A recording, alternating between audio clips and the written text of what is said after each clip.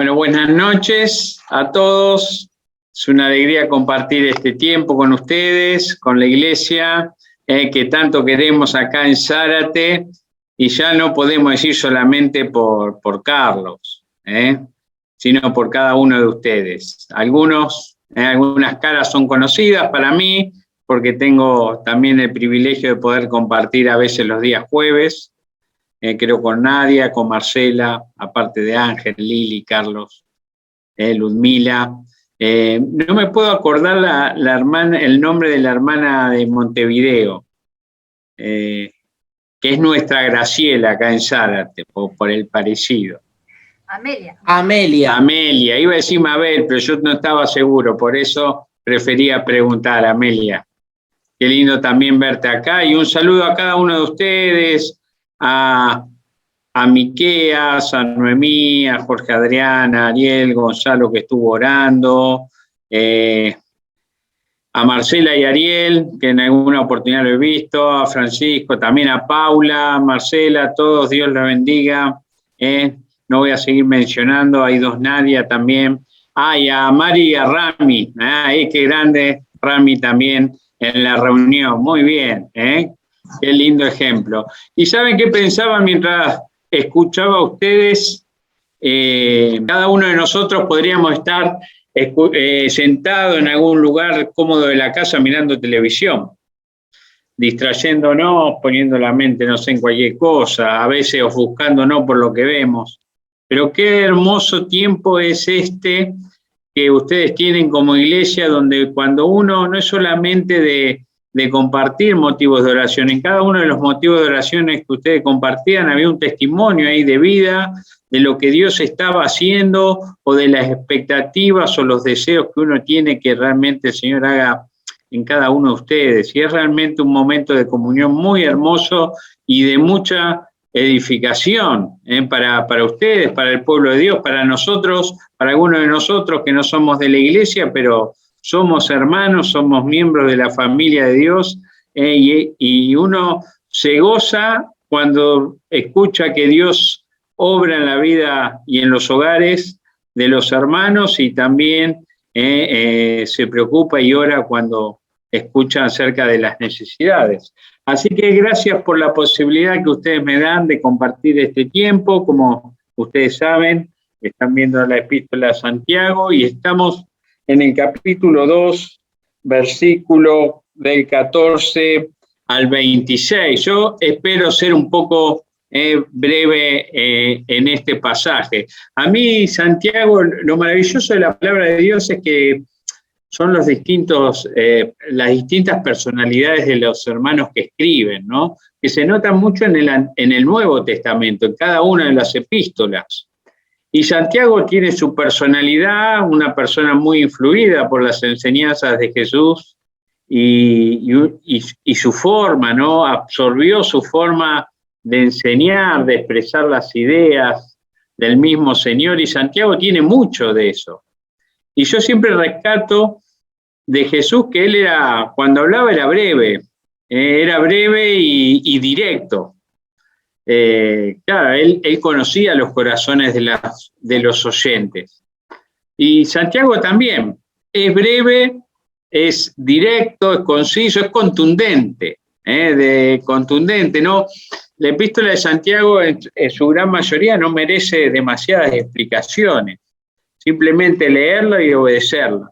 Pero acá quizás esta parte que tenemos que ver hoy, quizás merezca algún tipo de explicación por el solo hecho de que pareciera que se puede llegar a contradecir con otros pasajes del Nuevo Testamento, sobre todo del apóstol Pablo cuando habla acerca de la justificación por fe. Pero es una epístola práctica.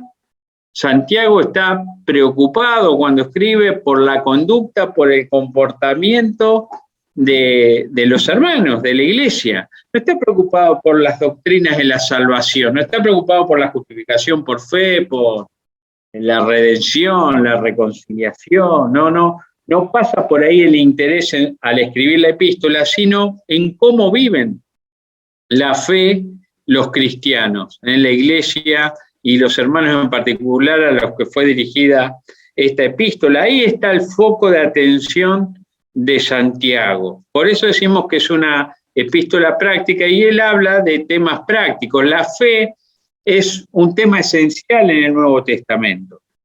Sin fe es imposible agradar a Dios. Somos salvos por la fe y eso lo sabemos cada uno de nosotros y nos aferramos a esta gran verdad. No por obras, dice Efesios capítulo 2, para que nadie se gloríe. Somos salvos por gracia, por medio de la fe. Romanos 5:1, justificados pues por la fe, tenemos paz para con Dios, por medio de nuestro Señor Jesucristo. Somos justificados por la fe. Mas el justo por la fe vivirá, decía Dios en Habacuc, y esa gran verdad del Antiguo Testamento nuevamente se traslada y continúa en el Nuevo Testamento, y Pablo la rescata esa expresión y ese versículo que realmente fue un estandarte en los tiempos de la Reforma. Así que la fe es esencial en el Nuevo Testamento. Sin fe es imposible agradar a Dios. Hebreos capítulo 11, así hay un capítulo que habla mucho acerca y de manera extraordinaria acerca de la fe. Pero yo también quiero leerles a modo de introducción, antes de meternos en Santiago, Efesios capítulo 2, versículo 10, porque somos hechura suya, creados en Cristo Jesús para buenas obras. Fuimos creados, salvados, para buenas obras, las cuales Dios preparó de antemano para que anduviésemos en ellas. Qué extraordinario, ¿no? Dios de antemano, antes que nosotros naciéramos y que este mundo fuese, Dios preparó, pensó en nuestra salvación, pero también en ese camino de buenas obras en el cual para que nosotros anduviésemos en ellos. Buenas obras. Dios no pensó solamente en la salvación, sino que pensó en las buenas obras. Dios no solamente, si Dios pensara solamente en nuestra salvación, muchas páginas de la Biblia estarían de más, porque nosotros simplemente esperaríamos la venida de Cristo y listo. Pero hay un propósito en la salvación. Y hay motivos. La voluntad de Dios es que nos salvó para varias cosas que tenemos que conocer y saber, y una de ellas son las buenas obras. Y eso es lo que dice Pablo. Y lo extraordinario es que fue preparado de antemano. Qué maravilloso es la obra de Dios en ese sentido, y es un pasaje que tiene que ver con cada uno de nosotros, ¿no? Tan imperfectos, tan a veces inútiles, si me permiten la expresión, por lo menos en mi caso, y este pasaje me incluye a mí. Qué maravilloso, ¿no? Qué gran verdad. Y él habla sin vueltas. Juan el Bautista también hablaba acerca de esto, en otras palabras, haced pues frutos dignos del arrepentimiento. Vieron que el ministerio de Juan el Bautista era un llamado al arrepentimiento. Y no se quedaba ahí, sino que decía, hagan frutos dignos de arrepentimiento. Esas son las buenas obras, nuestras acciones. Santiago estaba preocupado, como decíamos, por esto, ¿no? Y a lo largo de su epístola es como que presenta una serie de pruebas por las cuales los cristianos podemos evaluar la autenticidad de nuestra fe, si realmente la fe es auténtica. Ahí estaba el foco de la discusión y de la preocupación de Santiago, si realmente nuestra fe es auténtica. Y Santiago lo que va a decir acá, que si una fe auténtica irremediablemente se traduce en obras, en buenas obras, diría Pablo, y es un tema central, es muy importante. Nosotros nos quedamos y nos abrazamos a veces con las doctrinas de la salvación, la justificación por la fe, pero el tema de las obras también es importante en la Biblia. Lo que sí tiene que quedar claro que de ninguna manera es un medio para alcanzar la salvación, sino que primero es la salvación es por fe, pero después esa fe auténtica, dice Santiago, se debe traducir en obras, si no ahí hay un problema de fondo y realmente grave, dice Santiago, y es lo que vamos a ver, ¿no? Santiago estaba preocupado, por eso decía también, sed hacedores de la palabra de Dios y no tan solo oidores. Cuando Pablo dice sed hacedores, está pensando en esto, en vivir nuestra fe. Y en el capítulo 2, de Santiago, esperen que llegue ahí de vuelta, en el versículo 1, fíjense que dice, empieza de una manera similar al versículo 14, hermanos míos, que vuestra fe en nuestro glorioso Señor Jesucristo sea sin acepción de personas. Ustedes estuvieron viendo seguramente, no sé si habrá sido el miércoles pasado o el otro, pero estuvieron viendo este pasaje y estaban hablando de lo mismo que vamos a ver ahora, de nuestra fe. ¿Cómo es nuestra fe? ¿Cómo se debe expresar la fe de un cristiano? Y acá ahora Pablo, en esta parte en particular, habla de cuál es la fe genuina, auténtica, y de qué manera se muestra ante los demás. Dice versículo 14 del capítulo 2, me acompañan, hermanos míos, ¿de qué aprovechará si alguno dice que tiene fe y no tiene obras? ¿Podrá la fe salvarle?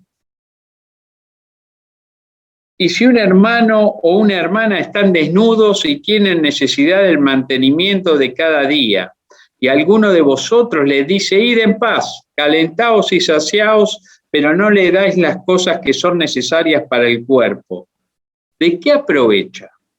¿De qué sirve? ¿Qué valor tiene? Versículo 17, así también la fe, si no tiene obras, es muerta en sí misma. Pero alguno dirá, tú tienes fe y yo tengo obras. Muéstrame entonces tu fe sin tus obras y yo te voy a mostrar, dice Santiago, mi fe por mis obras. Hasta acá, hasta el momento.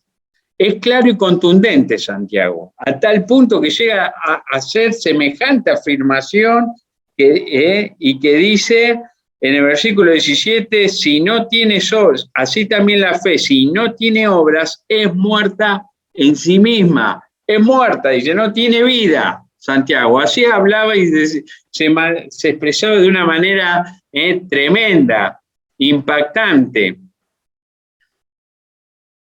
Y dice el versículo 14, hay dos preguntas retóricas. ¿Saben? Las preguntas retóricas son una figura del lenguaje, son unas preguntas hechas de tal manera que no es necesario responderlas porque la respuesta es obvia. Y acá la respuesta es negativa en esta. Dice, hermanos míos, ¿de qué aprovechará si alguno dice que tiene fe y no tiene obras? ¿Qué valor tiene? Se pregunta Santiago. ¿Podrá la fe salvarle?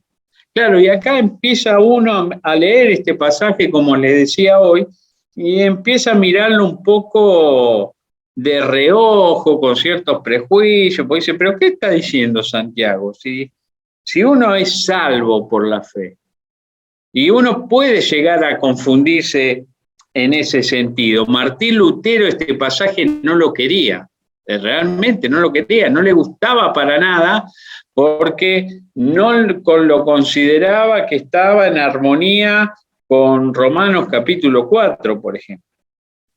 Pero nosotros sabemos que realmente no hay ninguna contradicción en la Biblia, y todo tiene una explicación, y no es nada tampoco profundo encontrar esta gran verdad, pero sí hay que leer y prestar la atención a la lectura de la palabra de Dios. Versículo 15, y si un hermano o una hermana están desnudos y tienen necesidad de mantenimiento cada día, y alguno de vosotros le dice, es decir, viene un necesitado, viene una persona que no es que necesito 20.000 pesos para comprarme, no sé, las últimas zapatillas que salieron Adidas. No es esa la necesidad. Acá son necesidades básicas que no pueden ser satisfechas, que hay una real necesidad en la persona, y uno, ante esa necesidad que se le presenta, actúa como en la parábola del buen samaritano, como el sacerdote, como el levita en segundo lugar, y sigue de largo y mira, y dice, voy a orar por vos,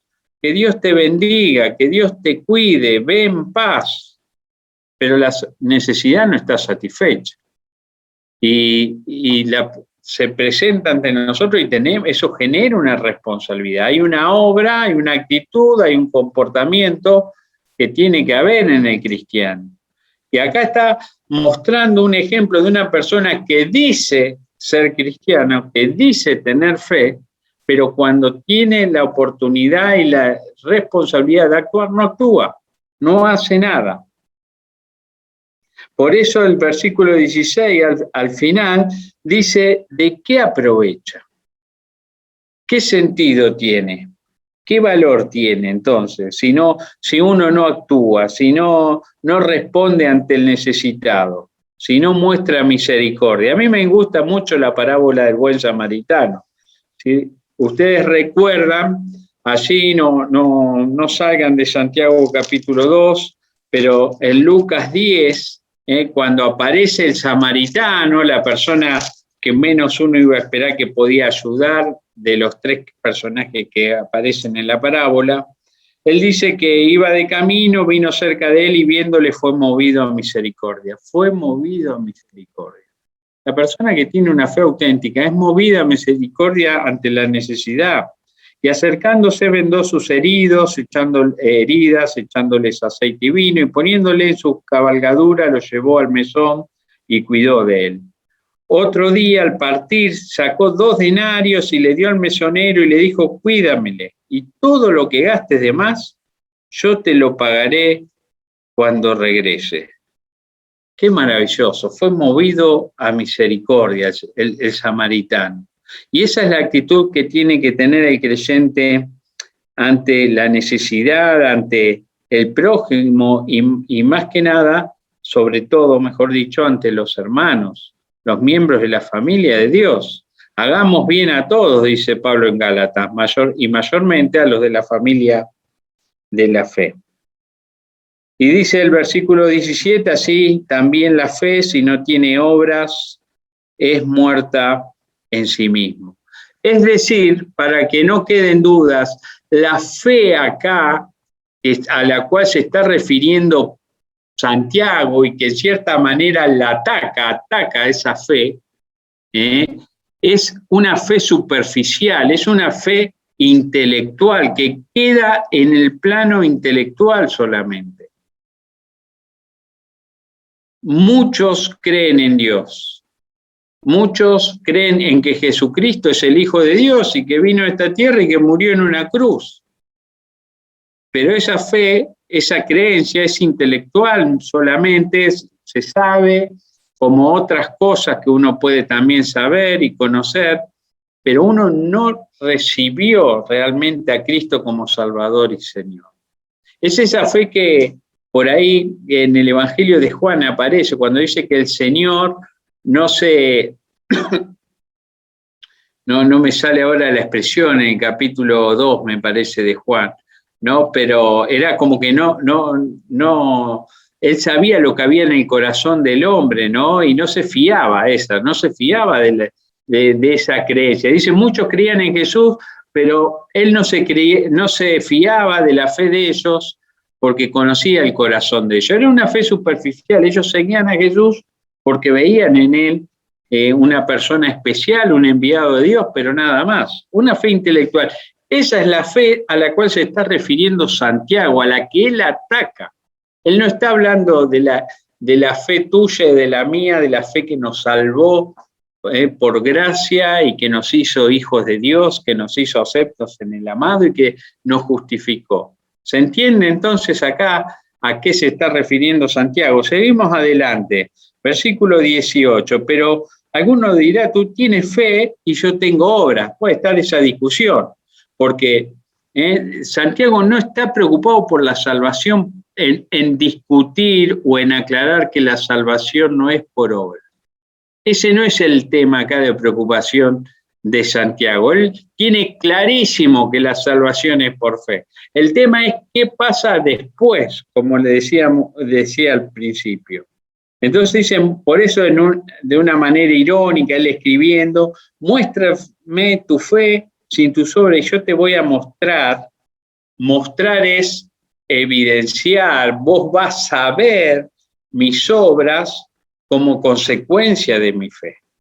¿Se entiende? Hay algo que que nosotros tenemos que mostrar.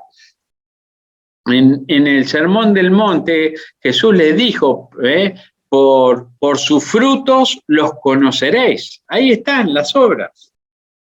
¿Cómo sé que uno es cristiano, que realmente se entregó a Cristo, que se arrepintió de sus pecados? ¿Cómo uno sabe? Obviamente que lo podemos juzgar y uno no conoce el corazón de los hombres y a veces nos podemos equivocar, pero Jesús dijo, por sus frutos los conoceréis. Hay evidencias de vida, de la nueva vida en Cristo, y esas evidencias son las buenas obras, son las obras de las que está hablando acá Santiago y que quiere que nos comportamos y que nos conduzcamos de esa manera. Él dice, cuando hace una descripción de la fe sin obras, de una manera triple, digamos, dice que no aprovecha, que no salva y que es muerta. Es decir, que no aprovecha, es decir, que no sirve esa fe. Cuando dice de qué aprovecha, no sirve. Cuando habla de que no salva, no tiene la capacidad para salvar, es insuficiente, ese conocimiento intelectual no alcanza, no es necesario, no alcanza para realmente ser un hijo de Dios. Y cuando dice que está muerta, y va acrecentando el énfasis, pone el énfasis se acrecienta, ¿no? En el concepto, en la idea, y dice que es muerta, que no tiene vida, es decir, no hay pulso espiritual. Esa persona está muerta, la fe está muerta. No hay pulso espiritual, no hay vida espiritual ahí, no se ve nada. Entonces esa fe no es genuina, no es una fe que salva, no es la fe, no es la justicia, ahí no hubo justificación, el hermano no fue justificado, la persona, mejor dicho, no fue justificado por la fe. No se trata entonces en definitiva de una fe verdadera. Bueno, veo que los minutos están corriendo, así que yo quiero centrarme en los ejemplos que vienen de una manera breve también, pero que los entendamos. Versículo 19. Tú crees que Dios es uno, bien haces, ¿no? Eso es un concepto que muchos creemos, creyentes y no creyentes. También los demonios creen y tiemblan. Este pasaje es tremendo, ¿no? Uno lo conoce porque esa forma de Santiago, como les decía, y pone el ejemplo de los demonios. Los demonios creen en la existencia de Dios. Los demonios creen en la deidad de Jesucristo, de que Jesucristo es el Hijo de Dios, porque cuando vemos el ministerio terrenal de Jesús, cuando se enfrentaba ante los demonios temblaban ante él. Sabían que le esperaba un tormento eterno. Eso surge también de la palabra. Todo eso, los demonios son conscientes, pero sin embargo, no son cristianos, obviamente, no son hijos de Dios. No hay lugar para ellos en el infierno, en el cielo, sino que el infierno va a ser su morada eterna. Es decir, que ahí también los demonios creen. ¿Y cuántas veces, como decíamos, creen las personas en ciertas verdades de la Biblia, o de Dios o demás? A veces, esto que está contrastando Santiago de aquel que dice que tiene fe pero no tiene obras, ese tipo a veces son cristianos convencidos. Ellos o mejor dicho, personas convencidas de que son cristianos, pero realmente no lo son. Y capaz hasta que conocen algunos versículos de memoria, van a la iglesia,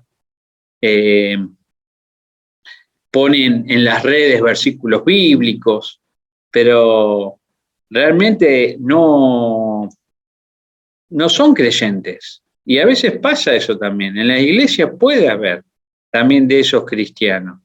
No alcanza con la profesión de fe, tiene que haber algo más que eso. Ahí tiene que estar, ahí estaba el foco de atención de Santiago. Y pone el ejemplo tan claro y tan fuerte acerca de los demonios. Versículo 20, ¿mas quieres saber, hombre vano, que la fe sin obras es muerta? Acá este es, digamos, la tesis que presentaría Santiago ante un comité evaluador y demás. Él demostraría que la fe sin obras es muerta. Y ese es el tema que está tratando. Versículo 21, y pone dos ejemplos. Fíjense el contraste, ¿no? Los personajes son diferentes. El primero es Abraham. Dice, ¿no fue justificado por las obras Abraham nuestro padre cuando ofreció a su hijo Isaac sobre el altar? Este pasaje lo liquidaba Martín Lutero. No quería saber nada, como les decía Martín Lutero con esto. ¿Por qué? Porque dice, ¿no fue justificado por las obras Abraham nuestro padre cuando ofreció a su hijo Isaac? ¿Cuándo ocurrió esto? En Génesis capítulo 22. Todos conocemos la historia esta. Versículo 22. ¿No ves que la fe actuó juntamente con sus obras y que la fe se perfeccionó por las obras? Perfeccionar habla ahí, la idea es la de madurar, o sea, maduró. Y fíjense lo que dice el versículo 23. Y se cumplió la escritura que dice, Abraham creyó a Dios y le fue contado por justicia y fue llamado amigo de Dios. Y fue llamado amigo de Dios. Empieza con Génesis capítulo 22. Allí Abraham ofrece a su hijo Isaac en plena obediencia a la orden de Dios, al mandato de Dios. Y después menciona otro momento en la vida de Abraham que es anterior a Génesis 22, es decir, entonces ponemos Génesis, si seguimos la cronología del Señor desde acá, acá está Génesis 22 y acá está Génesis 15. Es decir, que primero, lo que primero experimentó Abraham, lo que sucedió en la vida de Abraham, lo que Dios hizo en Abraham, es lo que está en el versículo 23. Dice, y se cumplió la escritura que dice, Abraham creyó a Dios y le fue contado por justicia. Este versículo es el que aparece tanto en Romanos y en Gálatas. Acá está hablando de la justificación por la fe, Pablo, a través de estos versículos, de este versículo. Y acá lo que está diciendo Santiago es que, en definitiva, lo que Abraham mostró ese día en el monte Moriah, en Génesis capítulo 22, no es más ni menos que la consecuencia de lo que sucedió en su corazón en la obra de Dios, así en Génesis capítulo 15, versículo 6. O sea, cuando fue justificado Abraham por la fe, fue en Génesis 15.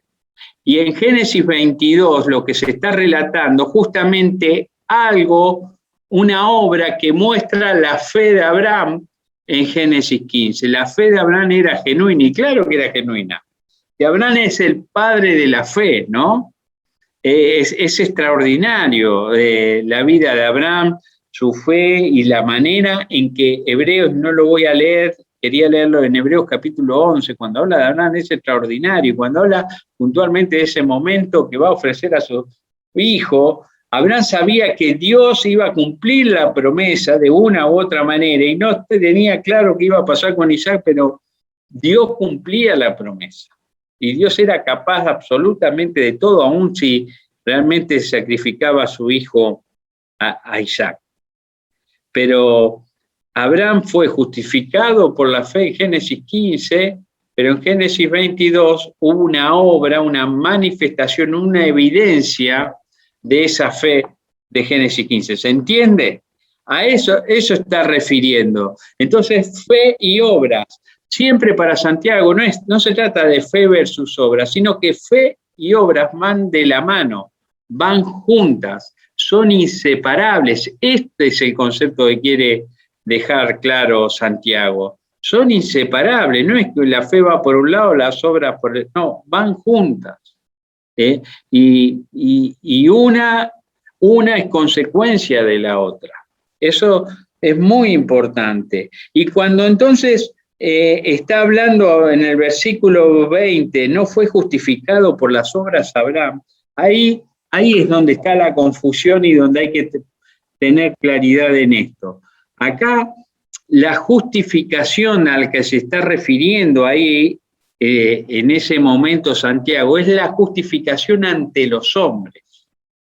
Uno ante Dios se justifica, o mejor dicho, Dios nos justifica por medio de la fe. Nos declara justos. Abraham creyó y le fue contado por justicia. Ahí está, contado es un término contable, imputación significa, nos imputa la justicia divina, la justicia de Cristo. Es como era un término contable que nosotros lo utilizaríamos, por ejemplo, en las cuentas bancarias, en las transferencias bancarias. Es como que Dios transfiere a nuestra cuenta, no tenemos un peso, no hay nada, pero de repente aparece llena. ¿Por qué? Por obra de Dios. ¿Por qué? Porque al creer en Él nos llena la cuenta, y actuamos en consecuencia a que vivimos de acuerdo a una caja de ahorro, una cuenta corriente totalmente llena, abundante, y los gastos son en función de eso, pero no, eso es una manera gráfica de entender. Se utilizaba ese término, pero acá Pablo utiliza esto, fue contado, no fue transferida la justicia de Dios, es una obra divina, por eso ahí está la gracia de Dios, es la salvación por la gracia. Pero cuando dice que no, en el versículo volvemos, no fue justificado por las obras a Abraham nuestro padre cuando ofreció a su hijo Isaac, ahí se está refiriendo a la justificación delante de los hombres. ¿Cómo los hombres de qué manera saben que nosotros somos cristianos? ¿Cuáles son nuestras evidencias? Son las obras. Eso es lo que está diciendo acá Santiago. Y ahí pone el énfasis no en la fe, sino en las obras. O sea, la fe en Cristo la da por sentada y dice que si no hay obras, esa fe no es real, no es auténtica. Y un segundo ejemplo es el de Rahab. Es esta mujer de Josué capítulo 2, cuando había que conquistar Jericó y Josué manda 2 espías, y esos 2 espías corren peligro para reconocer el terreno, y Rahab sabe que Dios estaba con ellos. Rahab sabía que Dios había ya entregado a Israel la ciudad, sabía lo que iba a suceder, realmente es una mujer de fe. Abraham era un hombre que llegó a ser amigo de Dios, es extraordinario. Una persona que creyó, que obedeció y que fue amiga de Dios. Una persona piadosa era Abraham, un judío, pero él fue el padre de los judíos, pero Rahab era una mujer gentil, era una mujer, dice en un pasaje, que era una ramera, y era una persona del pueblo de Canaán. O sea, los contrastes son tremendos de vidas. Sin embargo, la misma fe por la que se salvaron de la misma manera, tanto Abraham como Rahab, por medio de la fe. Y esa fe se tradujo en obras. Y Rahab le dio lugar, le dio de comer, los guardó, los hospedó, los cuidó a estos 2 hombres de Dios, a estos siervos de Israel, porque sabía y confiaba en que realmente Dios era el verdadero Dios. Y Hebreos capítulo 11 también menciona a esta mujer. Y lo que me sorprende a mí, y uno realmente se sorprende de la gracia de Dios, es que esta mujer aparezca nombrada en la genealogía del Señor, en la genealogía de Mateo, capítulo 1, es extraordinario. Saber que esta mujer después se casó con un israelita y fue del linaje real, así descendió el Señor Jesucristo. Fue fabuloso encontrar, ver que realmente esta mujer se había entregado a Dios, pero también actuó.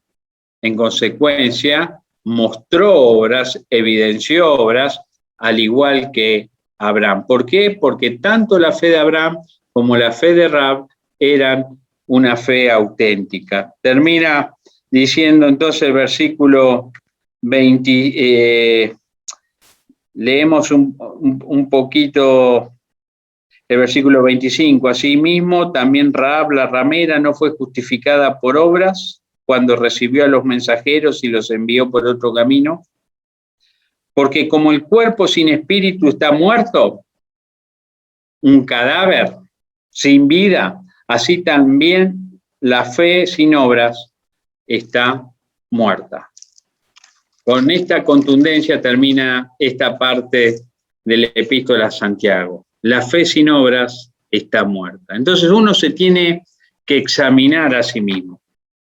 Uno tiene que examinarse, y no digo que estemos dudando nosotros de nuestra salvación, ¿no? Pero siempre hay un examen interior que tenemos que hacer, y siempre hay cosas que tenemos que corregir, y hay cosas que tenemos que mostrar en nuestra vida cristiana, no para que los demás vean y nosotros nos gloriemos a modo de ese legalismo de los fariseos, de que vean lo que soy yo, mi comportamiento santo, puro y demás, sino porque realmente que vean evidencias, realmente frutos dignos del arrepentimiento, como pedía Juan el Bautista. La oración final del Salmo 139 es la nuestra. Examíname, oh Dios, y conoce mi corazón, pruébame y conoce mis pensamientos, y ve si hay en mí camino de perversidad, y guíame en el camino eterno. Señor, examina, que realmente nos podamos examinar ante la presencia de Dios cada día. Que Dios le bendiga y que Dios bendiga su palabra por sobre todo. Oh, qué amor incomparable, Jesucristo nos mostró cuando su preciosa sangre por nosotros derramó. De su amor, ¿quién no recuerda? ¿Quién no le adorará? Exaltado sea por siempre nuestro príncipe de paz.